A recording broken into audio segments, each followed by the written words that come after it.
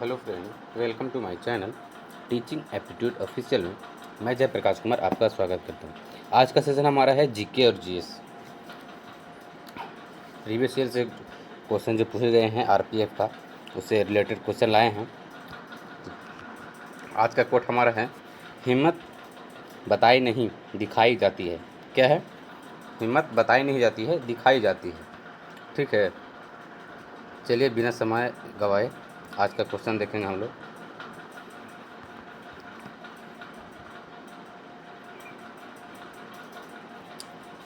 Aqua regia में HNO3 और HCl का अनुपात कितना होता है? क्या पूछा है क्वेश्चन हमारा? एक्वारेजिया में HNO3 और HCl का अनुपात कितना होता है? पहले HNO3 जानेंगे। HNO3 क्या कहते हैं? नाइट्रिक अम्ल होता है। क्या है? एक नाइट्रिक अम्ल होता है। HCl क्या होता है?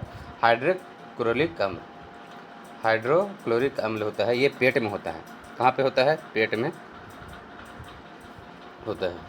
इसका आंसर क्या हो जाएगा बताइए?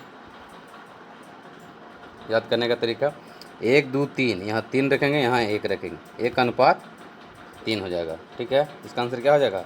इसका आंसर बी हो जाएगा। ठीक है, अगला क्वेश्चन देखते हैं हम लोग।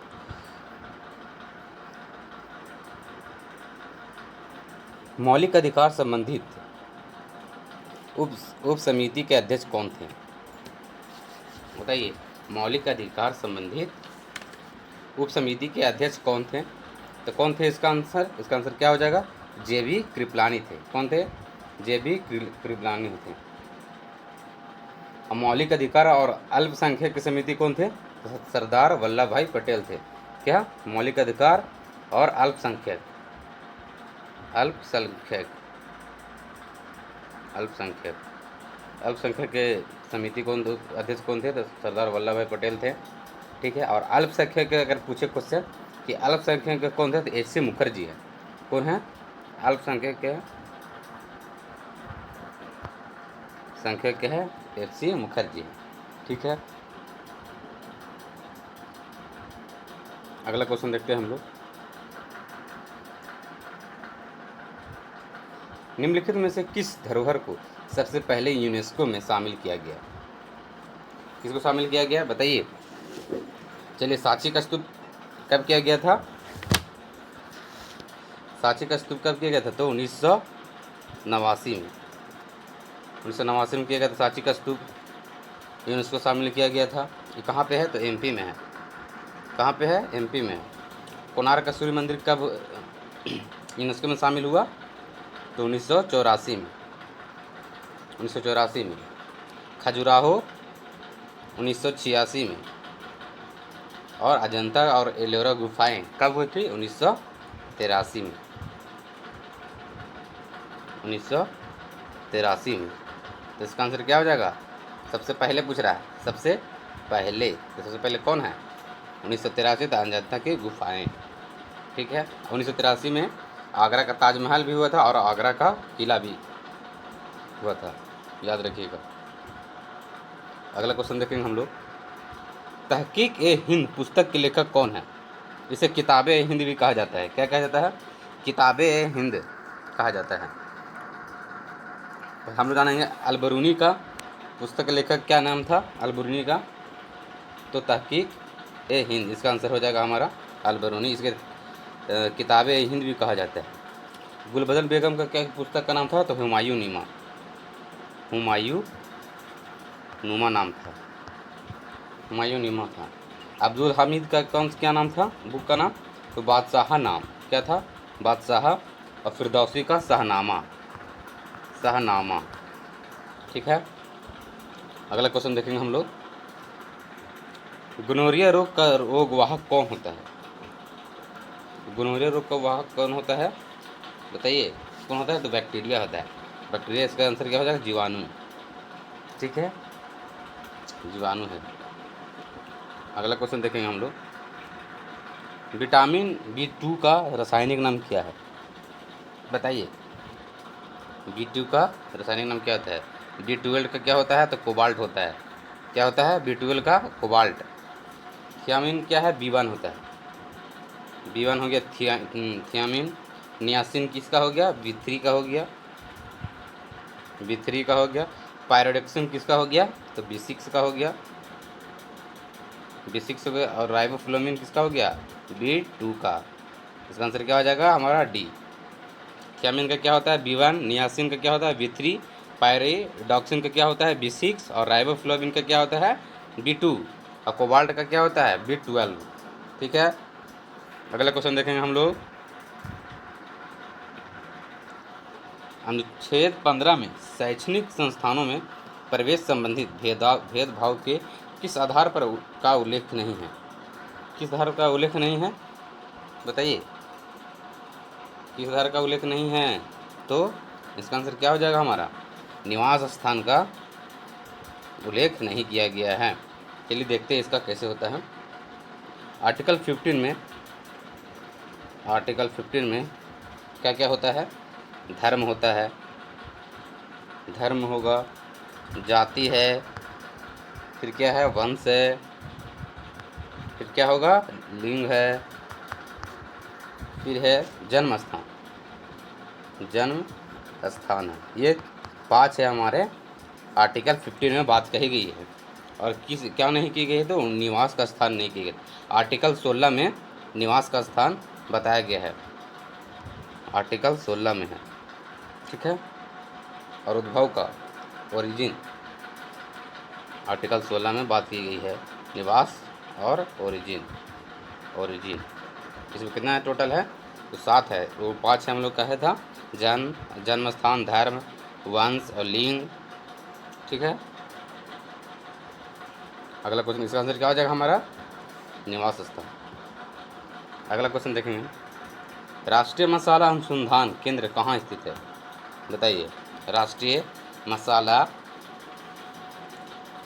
अनुसंधान केंद्र कहाँ है, तो नागपुर में है। नागपुर में नहीं, गलत, सॉरी, नागपुर में नहीं है, कहाँ है बताइए। तो कोझिकोड में, कहाँ पे है, ये गलत है, कोझिकोड केरल में है, कोझिकोड केरल में है।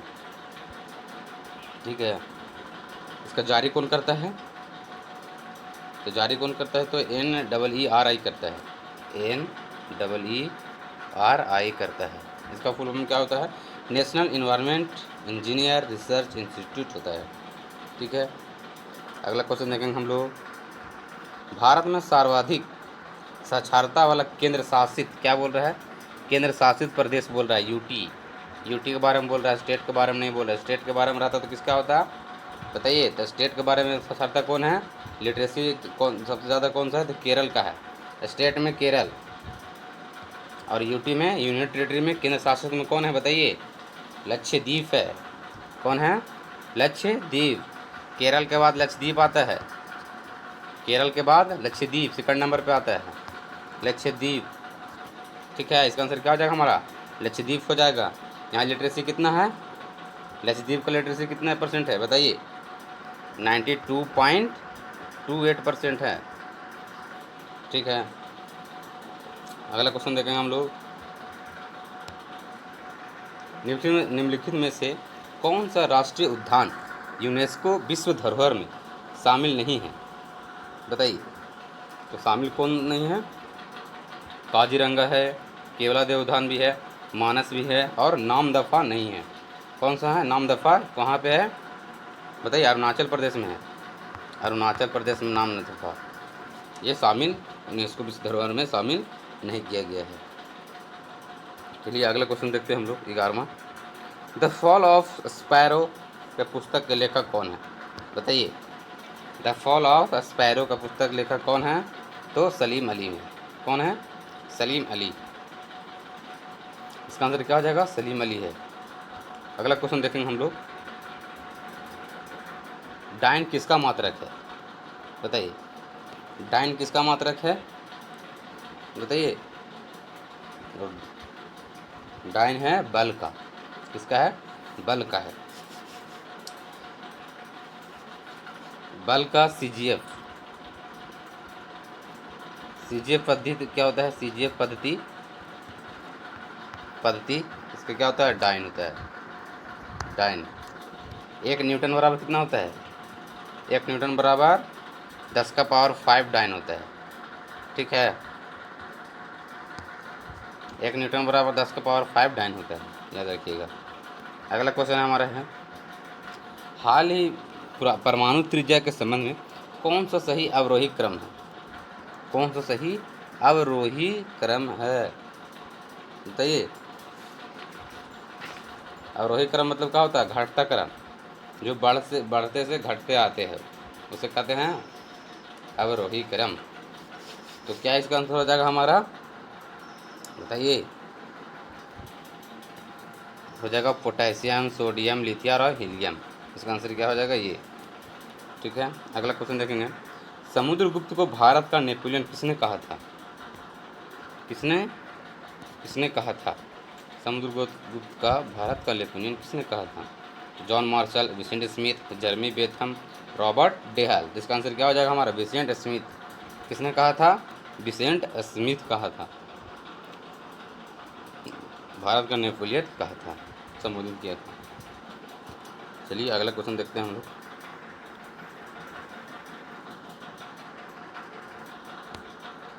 दूसरी बौद्ध संगीति के अध्यक्ष कौन थे?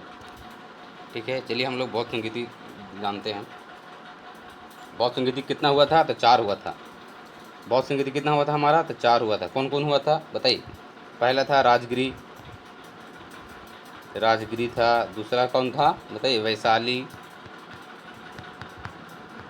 था। तीसरा क्या था? पाटलिपुत्र था। तीसरा क्या था? पाटलिपुत्र था। चौथा क्या था? कुंडलवन कश्मीर। चौथा क्या था हमारा? कुंडलवन कश्मीर। कुंडलवन कश्मीर। राजगिरी का कौन अध्यक्ष थे? महाकश्यप। कौन थे? महाकश्यप। ठीक है। दूसरा कौन था वैशाली का? तो सबा कमीर। कौन थे? सबा कमीर दूसरा का थे। तीसरा कौन थे? पाटलिपुत्र का? तो मोगली पुत्र तीस थे। और चौथा कौन थे? वसुदेव थे। कौन थे? वसुदेव थे। इसका आंसर हमारा क्या हो जाएगा बताइए? इसका आंसर हमारा हो जाएगा सबा कमीर, दूसरे नंबर पे थे। ये दूसरा था। महाकश्यप 1। मोगली तीस कौन था बताइए? तीसरा था। चौथा ये है। बौद्ध संगीति कितना होता? 4। तो 4 कौन कौन अध्यक्ष थे? सबा कमीर दूसरा का थे। महाकश्यप 1। मोगली पुतित कौन थे? तीसरा का थे। और वसुदेव चौथा का थे। तो इसका आंसर क्या हमारा हो जाएगा? सबा कमीर। ठीक है, अगला क्वेश्चन देखेंगे हम लोग। डायमंड किस खेल का मैदान कहा जाता है बताइए? डायमंड किस खेल का मैदान को कहा जाता है बताइए जल्दी? बेसबॉल। किसको कहा जाता है? बेसबॉल। बेसबॉल में कितने खिलाड़ी होते हैं? 9 होते हैं। ठीक है, ये कहाँ के राष्ट्रीय खेल है? तो यूएसए का है। ठीक है, यूएसए का राष्ट्रीय खेल है बेसबॉल। चलिए आगे देखते हैं हम लोग।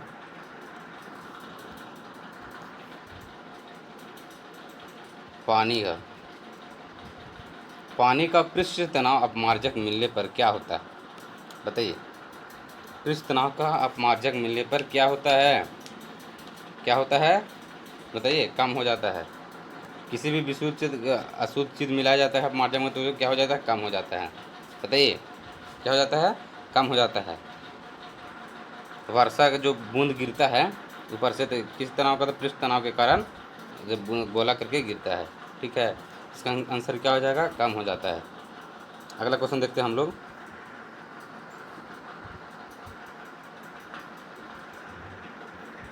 दर्पण एकेडमी ऑफ परफॉर्मिंग आर्ट्स के संस्थापक कौन थे?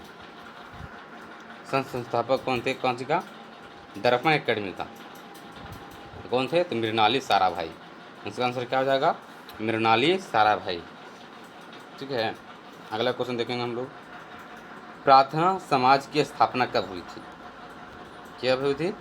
प्रार्थना समाज की स्थापना कब हुई थी बताइए? 1867 में की गई थी। किसने की थी? आत्माराम और महादेव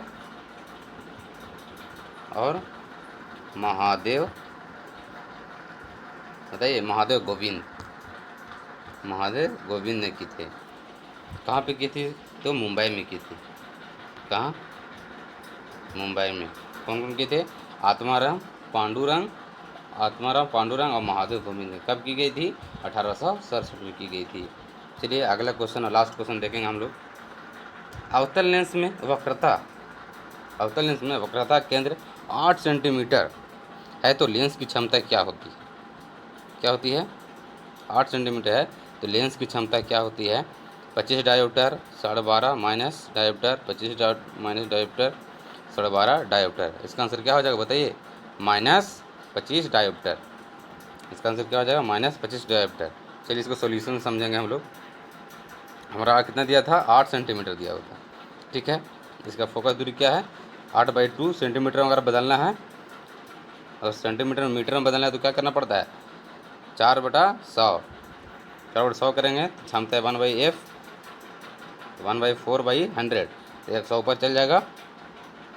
ठीक है, तो 25 चौके 100, तो 25 माइनस 25 डायोप्टर। ठीक है,